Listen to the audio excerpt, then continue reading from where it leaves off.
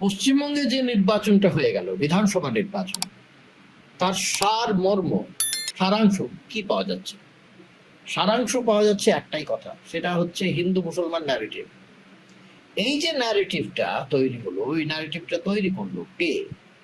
ভারতীয় জনতা পার্টি। এবং এই যে ন্যারেটিভটা তৈরি করার শুরু থেকে শেষ পর্যন্ত তারা সফল, সম্পূর্ণ সফল, 100%। এবং অন্যদিকে মমতা বন্দ্যোপাধ্যায় পুরোপুরি ব্যর্থ হলেন এই ন্যারেটিভটার বিপরীতে একটা ন্যারেটিভ তৈরি করা, বা বলা যেতে পারে এই ন্যারেটিভটার সঙ্গে পাল্লা দিয়ে আরেকটা ন্যারেটিভ তৈরি করতে পারলেন না তিনি। অনেকেই বলছেন অনেক কথা, অনেকে বলেন যে মমতা বন্দ্যোপাধ্যায় ব্যর্থতা, দুর্নীতি, বিভিন্ন নারী নিরাপত্তা, নারী সুরক্ষা, চাকরি নেই, চাকরি নিয়ে দুর্নীতি, বিভিন্ন প্রশ্ন আছে যা নিয়ে নাকি মমতা বন্দ্যোপাধ্যায় এই বিশেষ করে এই নির্বাচনটা হেরে গিয়েছে। আমি মোটেই মনে করি না এই যে অন্য যে কথাগুলো বলা হচ্ছে, অন্য যে প্রসঙ্গগুলো বলা হচ্ছে, এইটা খুব একটা বিরাট কারণ হতে পারত। এই ঘটনা কিন্তু সমানে হয়ে আসছে, এর আগেও আমি দেখেছি, নারদা সারদা হয়েছে, তারপরেও মমতা জিতেছে। দুর্নীতির প্রসঙ্গে কিচ্ছু এসে যায়নি। তারপরে ধরুন আপনার যে নারী নিরাপত্তার প্রশ্ন, সুরক্ষার প্রশ্ন, তাতেও কিছু হয়নি, লোকসভায় জিতেছেন, অনেক কিছু হয়েছে। কিন্তু এই যে হিন্দু মুসলিম ন্যারেটিভ যেটা এবারে হলো, সেটা কিন্তু এর আগে এইরকম ভাবে কোনোদিন হয়নি। এবং এটা প্রথম দিন থেকে ভারতীয় জনতা পার্টি এটাকে শুরু করেছে, এবং শুরু করেছে এমন ভাবে, শুরু করতে করতে এমন জায়গায় নিয়ে গেল, একটা ক্রিসেন্ডো যাকে বলা, ক্লাইম্যাক্সে নিয়ে গেল। এবং সেই ক্লাইম্যাক্সে নিয়ে গেল কিভাবে? বহুদিন ধরে শুরু করেছে, ধীরে ধীরে ধীরে ধীরে চলতে চলতে চলতে চলতে প্রচন্ড ভাবে বাড়লো। আপনারা লক্ষ্য করুন, অমিত শাহ থেকে মোদিজি, মানে প্রধানমন্ত্রী, একটাই কথা বলে যাচ্ছিলেন, ঘুষপেটিয়া ঘুষপেটিয়া ঘুষপেটিয়া, প্রতি মুহূর্তে। কতজন ঘুষপেটিয়া জানা নেই, কে বলবে তাও জানা নেই। স্বরাষ্ট্র দপ্তর বলছে বলবে, ইলেকশন কমিশন বলছে, স্বরাষ্ট্র দপ্তর, কেউ জানে না, কিন্তু বলা হচ্ছে ক্রমাগত মুসলিম বেড়ে গেছে, মুসলিম বেড়ে গেছে, মুসলিম বেড়ে গেছে, অতএব হিন্দুদের অবস্থা খুব খারাপ, হিন্দুরা সুযোগ পাচ্ছে না। দেখুন, এই যে সমস্ত নারীদের যে সমস্ত সামাজিক প্রকল্প মমতা বন্দ্যোপাধ্যায় করেছেন, তৈরি করেছেন, তার সমস্ত যে যাকে বলা হয় সুযোগ বা তার সুফল পাওয়া গেছে, সবাই পাচ্ছেন, সমস্ত মহিলাদের পাচ্ছে, অনেকেই পাচ্ছে। তাদের বাড়িতে ১,৫০০ টাকা করে লক্ষ্মীর ভান্ডার ঢুকেছে, কখনো কন্যাশ্রী, কখনো রূপশ্রী, কখনো যুব সাথী, বিভিন্ন জিনিস, কখনো স্বাস্থ্য সাথী, এ সমস্ত বাড়িতে গিয়েছে। কিন্তু তবু তারপরেও সবচেয়ে বড় কথা হচ্ছে, এই সকলের মনে মনে হলো না, মুসলমানরা নিশ্চয় বেশি পাচ্ছে। কারণ বিজেপি জাগিয়ে দিয়েছে মমতা বন্দ্যোপাধ্যায়কে। মমতা বন্দ্যোপাধ্যায় কোন ব্রাহ্মণ পরিবারের কন্যা নন, তিনি হচ্ছেন মমতা বানু, একদম এই কথাটা ক্রমাগত বলা হয়েছে। এবং মমতা বন্দ্যোপাধ্যায় এটা আন্দাজ করেছিলেন, আজ করেছিলেন, চেষ্টা করেছিলেন এটা খারিজ করবার, মানে যাতে এটা হয়, পারেন। জগন্নাথ মন্দির করেছেন, মহাকাল মন্দির করেছেন, দুর্গার ভোগ করেছেন, বিভিন্ন জিনিস করেছেন, কিন্তু পারলেন না শেষ পর্যন্ত। এমনকি আমি দেখেছি, কথা বলে দেখেছি বিভিন্ন জনের সঙ্গে, কখনো পরিচারিকা হতে পারে, বাড়ির মানে সদস্য হতে পারে, যে কোনো পরিবার, হিন্দু পরিবারের সদস্য, ভেতরে ভেতরে ভেতরে ভেতরে একটা অদ্ভুত একটা কাজ করছে তাদের, কি না মুসলিমরা বেশি পাচ্ছে। কোথায় পাচ্ছে, কি করে পাচ্ছে, তুমি দেখেছো কি, জানো কি? নো, কেউ জানে না, কিছু জানে না, তবু পাচ্ছে, আমরা জানি পাচ্ছে, অনেক বেশি হয়ে গিয়েছে। এই যে এই যে ন্যারেটিভটা সাংঘাতিক সাকসেসফুল, কাজে এটা বিজেপি প্রথম থেকে শেষ পর্যন্ত করেছে।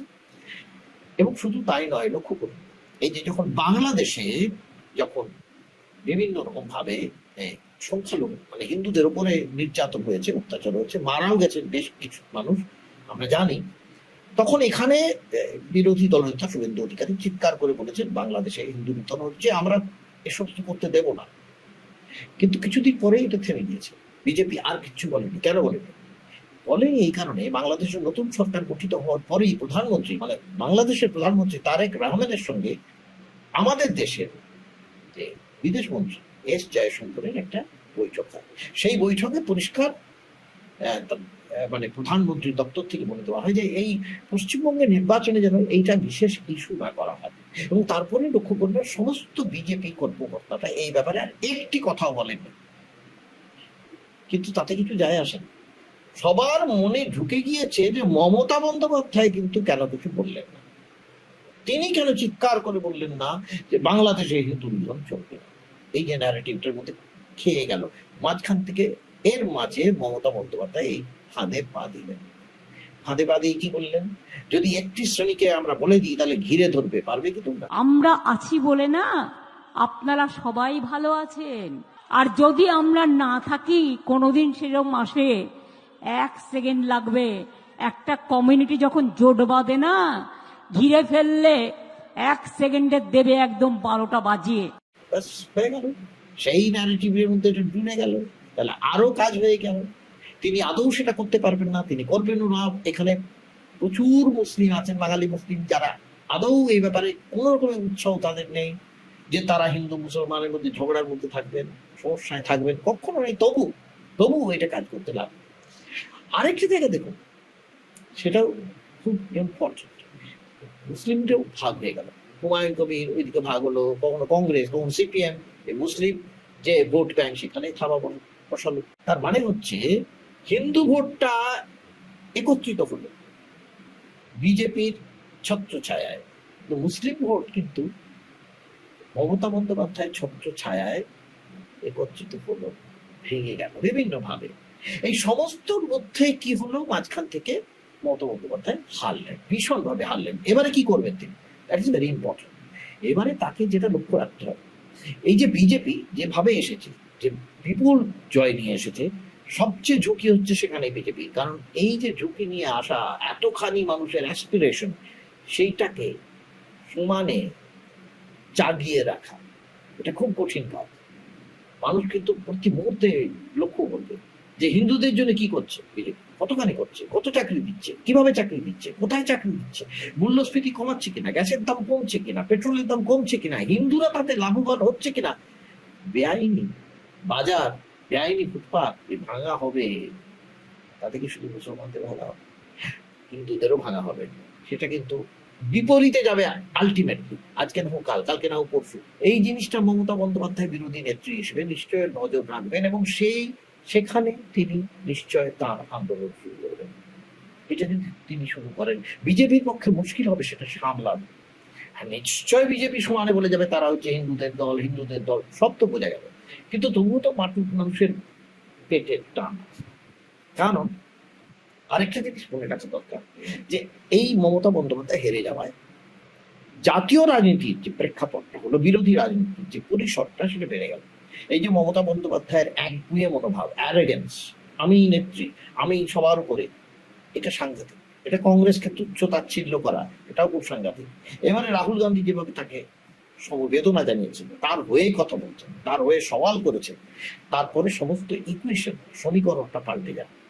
এখন যদি জাতীয় রাজনীতিতে বিরোধী যে ক্ষেত্রটা বেড়ে যায়, একত্রিত ভাবে যদি আন্দোলন শুরু হয়, তাহলে কিন্তু আরেকটা ন্যারেটিভ তৈরি হতে পারে, এবং 2029-এর জন্য সেটা খুব জরুরি।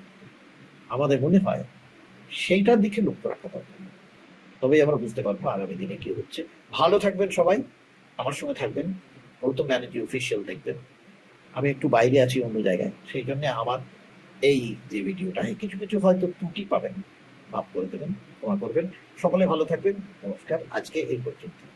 কিন্তু আমার চ্যানেলটা গৌতম ব্যানার্জি অফিসিয়াল সাবস্ক্রাইব করবেন এবং শেয়ার করবেন, কমেন্ট করবেন, আর নোটিফিকেশন যে আইকনটা আছে এটাকে অন করে রাখবেন।